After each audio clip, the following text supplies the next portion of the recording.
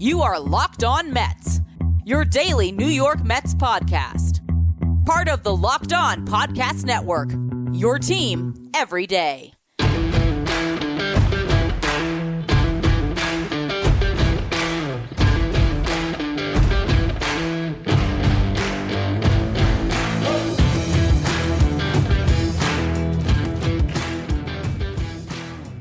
Hello to all you amazing Mets fans. You're listening to Locked On Mets, part of the Locked On Podcast Network, your team every day. Thank you for making Locked On Mets your first listen every day. Locked On Mets is free and available on all platforms, including YouTube.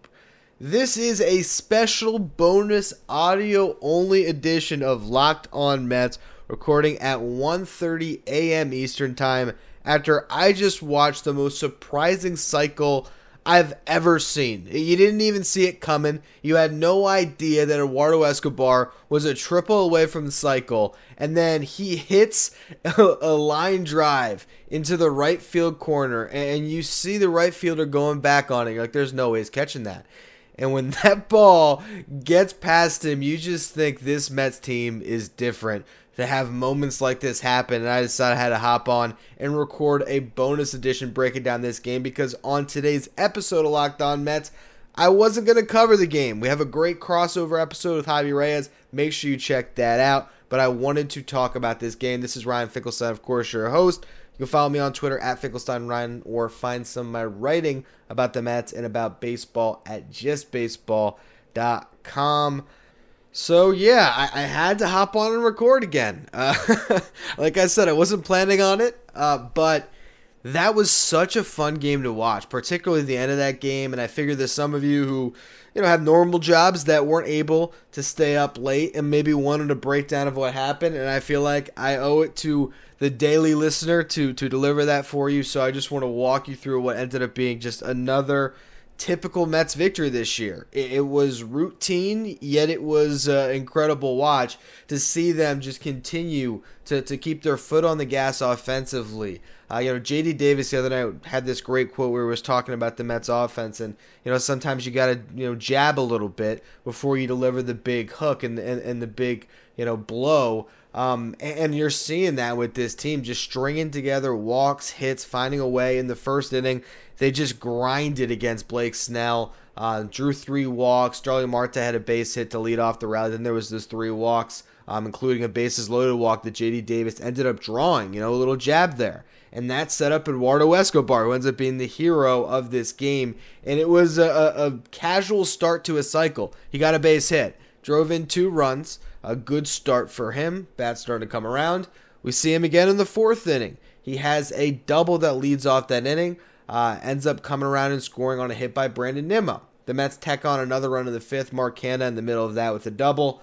You have Carlos Carrasco, who ends up being overshadowed in this game because so much happened late and because of Eduardo Escobar's cycle. But Carrasco was the MVP before Eduardo Escobar became the MVP with that cycle. He was great again. 7 strong innings, 10 strikeouts. The Padres, who usually don't chase, were chasing all night long. And if you're going to give Carlos Carrasco a pitcher that can paint extra strikes, he's just going to nibble outside the zone and set you down easy and keep things away from you. He allowed just 5 hits, didn't walk a batter, was just on, did give up 2 runs. But to give them at 7 innings was big, considering how the bullpen is a little bit worn down. They were hoping for an easy victory, because in the top of the 8th, after Carrasco gets pulled, the Mets are winning 5-2. J.D. Davis gets a base hit.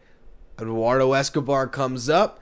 They turn around to the left side for that at-bat with the right-handed reliever, and Escobar hits his 5th home run of the season, an absolute bomb of a homer. That gives the Mets a 7-2 lead. So you think they could put it on cruise control. And if they would have from that point, probably wouldn't be recording this bonus edition of Locked On Mets. But the game got a little bit dicey. Joely Rodriguez came on.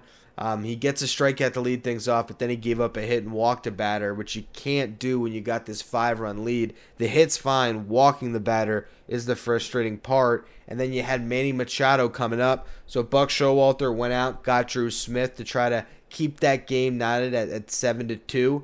and Drew Smith did a great job getting out. The main mission, which was to retire Manny Machado, he did that.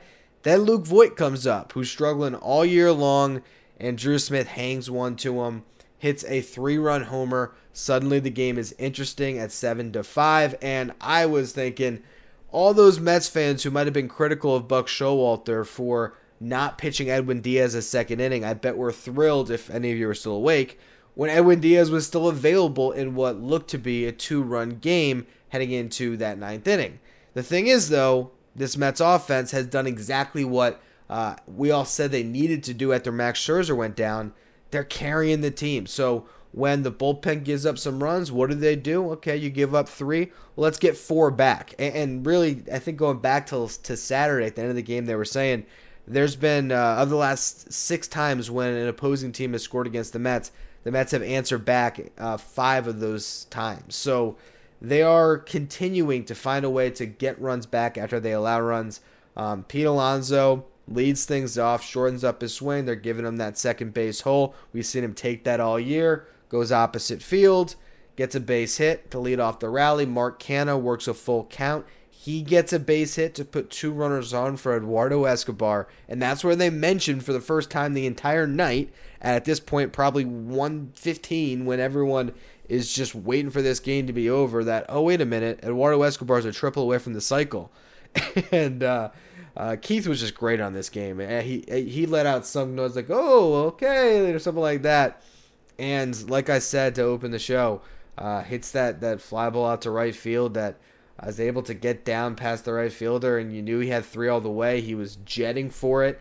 You saw how much his teammates were happy to see him get that cycle, and that shows you, I think, his impact in that clubhouse. Going back to the signing, that was the one thing we said, that he's a good clubhouse guy. I think you saw it in that moment, the 11th cycle in Mets history, the first ever from any player at Petco Park. He scored 3 runs. He drove in 6. And the other thing about Eduardo Escobar, he's not going to be this incredible all-star performer, but you got to give the guy credit. He has been consistent throughout his career, a consistent 250-ish hitter. 309 is his career on base percentage, 255 is the career average. His slugging percentage for his career is 435. That's a 744 OPS player for his career. So you're expecting an OPS around 750 when you sign into that 2-year, $20 million deal. And after a massive night, granted, where he gets 4 hits, has the home run, the triple, the double, that all goosed up his stats a lot, you're looking at a 241 hitter for the season, 311 on base, 414 slugging. He's getting close to his career averages after this hot start, or a hot streak that he's had recently here.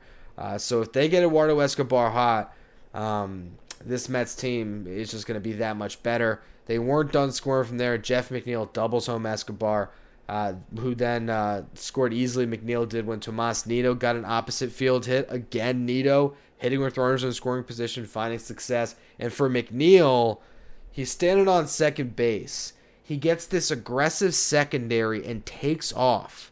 The Mets at that point were up 10-5, and this guy's stealing third with Tomas Nido up at 2 outs. Like, that's the type of move that is so cocky in a great way that an opposing team probably takes note of, and it's like, man, screw that Jeff McNeil guy for running in that spot. But hey, the Mets score on the play. Tomas Nido hits one to the opposite field, and McNeil's able to walk in after that. So incredible Mets victory. Drew Smith able to stay on and finish off that game. I think that was good for him. After giving up the home run, he was frustrated. He went out and he was just firing fastballs to close out that game. I think that second inning of work will be good for him, even though he won't be available now for probably the rest of this series. But Edwin Diaz is fully rested. You got a couple more against San Diego, and then you got this series against the Angels coming up where they've now lost, I think, 12 straight. I think everyone wants to see the Angels win a game before the Mets go in there because they're just due to break out of this funk. But the way the Mets are playing, if I was the Angels, I would not be feeling good about our chances to break out of that losing streak against the Mets. So they probably want to get that win out of the way before then as well. Anyway, stream of consciousness before I go to sleep here. That was your bonus edition of Locked On Mets. We'll be back to normal schedule tomorrow with another late West Coast game. As always, thank you for making this your first listen today. Make your second listen the first episode of Locked On Mets if you haven't checked that out. Like I said, I was joined by Javi Reyes for Locked On Crossover. A really fun conversation there. You can also tune in to Locked On MLB, hosted by Paul Francis Sullivan, where he keeps you up to date with everything going on in Major League Baseball. You can follow Locked On MLB wherever you get podcasts.